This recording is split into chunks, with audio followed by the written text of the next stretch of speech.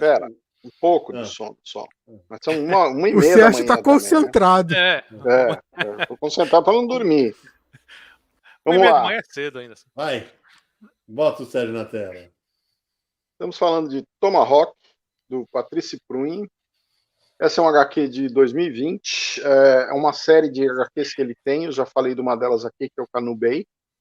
E são histórias fechadas, são histórias mais longas, né? Esse álbum aqui, deixa eu contar aqui no fim tem um número maior de páginas. Ele tem 72 páginas de história, mais umas 20 páginas de extra.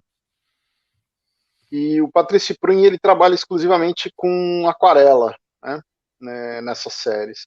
Então, é um trabalho absolutamente lindo, mas assim, maravilhoso, porque ele é um grande aquarelista.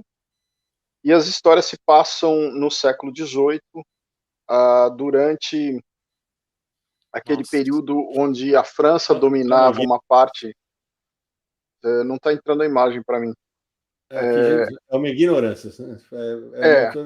Tá mostrando Então, a página do Nossa. A página do urso. Esse urso é um personagem importante na história, né? Você vê que essas duas páginas são mudas, mas a história não é muda. E isso se passa no século XVIII, naquele momento onde os franceses e os ingleses lutavam pelo território do Canadá e dos Estados Unidos, e os índios estavam, os aborígenes, os primeiros habitantes, estavam ali divididos entre Canadá e Inglaterra. Alguns grupos de indígenas estavam apoiando a França e alguns apoiando o que seriam a colônia, né, os ingleses e tal. E essa história, eles falam de um canadense que está participando das lutas, ele está aquartelado como um miliciano daquela época, evidentemente, vamos deixar bem claro, num quartel francês. E aí tem um grupo de Highlanders, né, escoceses, uma tropa inglesa que está ali ameaçando. E no meio dessa confusão, esse fulano que é o miliciano, ele está caçando esse urso, né? O urso é o personagem que dá o nome à história. Que lindo, né? O urso se chama Tomahawk nessa história. Que eu até achei, essa é uma parte que eu até achei um pouco suspeita, porque Tomahawk é o nome da machadinha, né? Que era muito tradicional entre essas populações dos primeiros habitantes americanos. E aqui ele fala da nação Mohawk, eles falam dos Abenakis, né? Mas o material é muito bonito em termos de desenho. O letreiramento me incomodou um pouco nessa edição. Eu achei que as letras estão um pouco mais soltas, mais como se ele estivesse escrevendo quase corrente assim com a mão. E então dificulta um pouco. Eu achei que a leitura não está tão clara.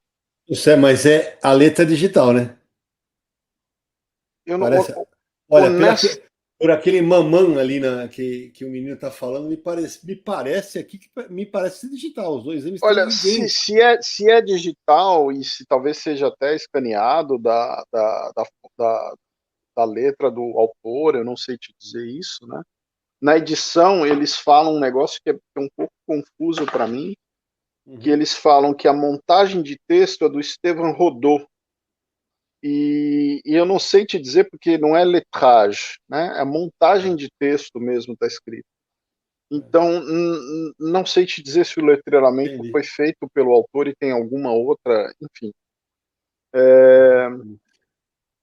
Mas é um material muito agradável de ler. Eu não acho que essa é a melhor história dele. Mas é uma história é uma aventura bem bacana, num cenário bem bacana.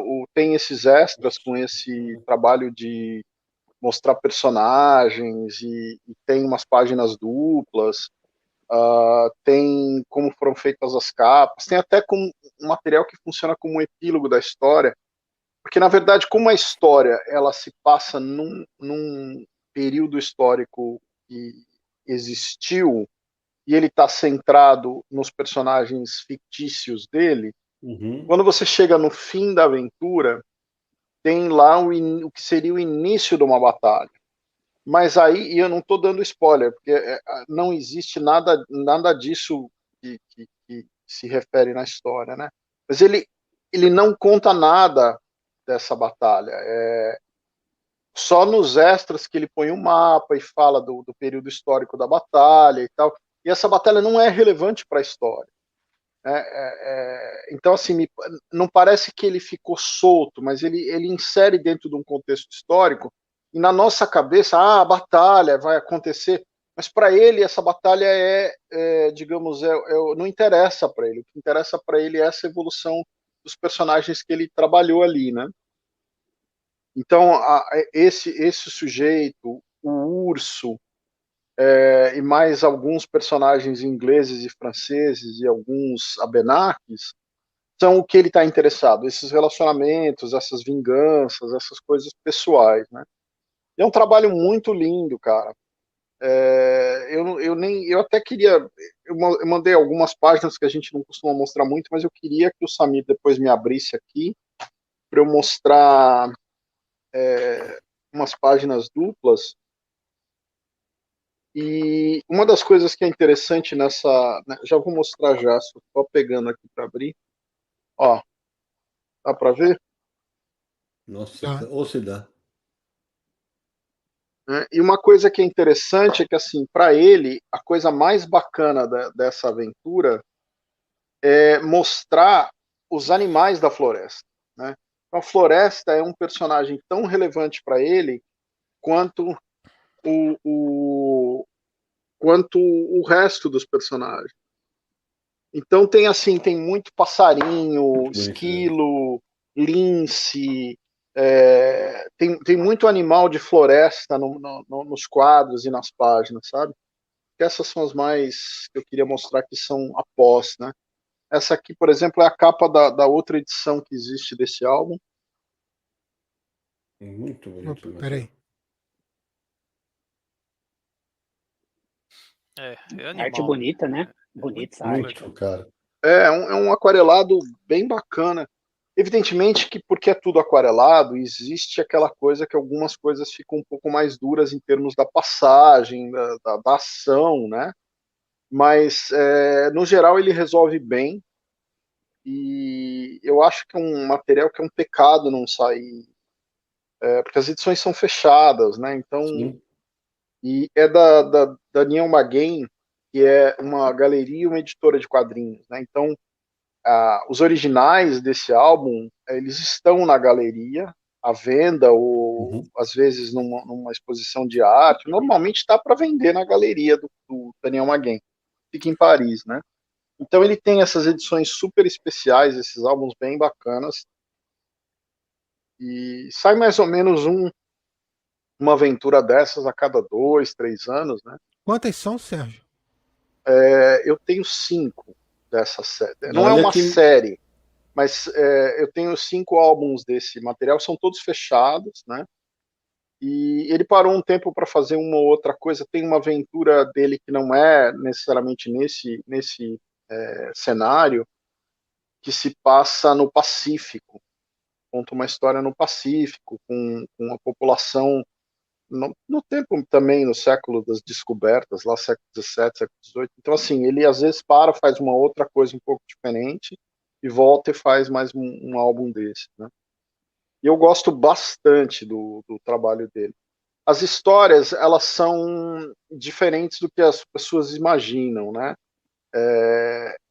Eu acho que existe uma preocupação quase naturalista em retratar a selva, o cenário daquela América, daquela América quase virgem em termos de natureza, sabe?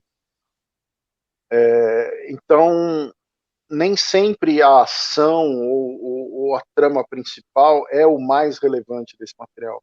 O material que, embora exista uma história condutora, que normalmente é bem razoável ou até bem boa, a arte é o que realmente te conduz ali, sabe? Os espaços que ele monta, é muito bonito, é impressionante. E como tem muita editora que vê a gente, eu não duvidaria que esse material entre no radar, se já não está, da É, primeira resenha vamos do lembrar Sol. Por que isso que eu essa perguntei segunda, quantos a volumes segunda são. aventura que eu mostro aqui, né? Tem mais 3 aí para mostrar. É isso Quem aí. sabe sai.